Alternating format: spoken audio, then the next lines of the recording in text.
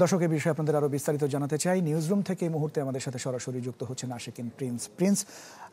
জুলাই সনদ বাস্তবায়নের বিষয়ে যে গণভোটের বিষয় তো মোটামুটি সবগুলো দলই একমত হয়েছে, কিন্তু কখন হবে এবং কি প্রক্রিয়া হবে সে নিয়ে এখনো মতানৈক্য রয়ে যাচ্ছে। তো কি অবস্থা দেখছেন আসলে সামগ্রিক? ইমতিয়াজ, জাতীয় ঐকমত্য কমিশনের পক্ষ থেকে প্রথম দিকে প্রাথমিকভাবে 166টি বিষয়ে সংস্কারের কথা বলা হয়েছিল। পরবর্তীতে দীর্ঘ আলোচনার পরে রাজনৈতিক দলগুলো 84টি বিষয়ে ঐকমত্য পোষণ করেন, যদিও এই 84টি বিষয়ের অনেকগুলোতেই নোট অফ ডিসেন্ট বা দলগুলোর মধ্যে একটি মতবিরোধ রয়েছে। এরপরে প্রক্রিয়াটি আসলে এই যে চূড়ান্ত হওয়া জুলাই সনদটি কীভাবে বাস্তবায়ন করা হবে বা এর কোনো আইনি ভিত্তি দেয়া হবে কিনা সেটি নিয়ে আলোচনা হয় এবং বিগত আজকে সহ মোট 4টি দিন আলোচনা হয়েছে এবং সেখানে মূলত বিগত দিনে যেসব মতবিরোধ রয়েছে এবং আজকে বলা যায় যে আলোচনা শেষে মতবিরোধটা কিছুটা কমে এসেছে এবং সবাই এক বাক্যে বলছেন যে জুলাই সনদটি বাস্তবায়ন করতে হবে গণভোটের মাধ্যমে। এখন প্রশ্ন হচ্ছিল যে গণভোটটি কখন হবে এবং কিভাবে হবে, এই জায়গাতেই মূলত এখন আলোচনাটি চলছে এবং এই বিষয়টি নিয়ে এখনও কিন্তু দলগুলো ঐকমত্য আসতে পারেনি।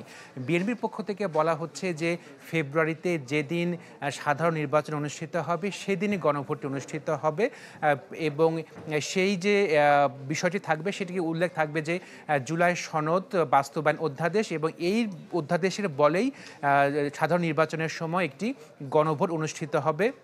পরবর্তীতে জুলাই সনদে যে বিভিন্ন যে বিষয়গুলো রয়েছে, যেগুলো বিষয়ে একমত হয়েছেন দলগুলো, পরবর্তী সংসদে যারা প্রতিনিধিত্ব করবেন বা সরকার গঠন করবেন তারা আরেকটি গণভোটের মাধ্যমে সেই জুলাই সনদটি বাস্তবায়ন করবেন। যদিও জামায়াত ইসলামী তারা এই বিএনপির এই প্রক্রিয়ার সাথে একমত নন।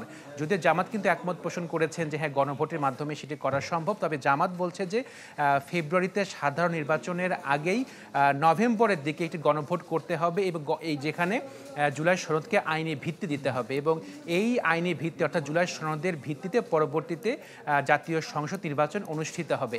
একটি বিষয় যে অন্যান্য রাজনৈতিক দল যারা রয়েছেন তারাও কিন্তু আসলে কেউ বিএনপির পক্ষে কথা বলছেন, কেউ বা আবার জামাত ইসলামীর পক্ষে কথা বলছেন। তো এটি নিয়ে এখনও আলোচনা হবে, আগামীতে আলোচনা হবে, 8 তারিখ আর আলোচনা হবে, তখন একটি প্রক্রিয়াতে আসার চেষ্টা করা হবে যে আসলে এই গণভোটটি কখন, কিভাবে, কোন প্রক্রিয়াতে সম্পন্ন হবে। ইমতিয়াজ, অনেক ধন্যবাদ। আশিকিন প্রিন্স আমাদের সাথে যুক্ত হয়েছিলেন নিউজরুম থেকে।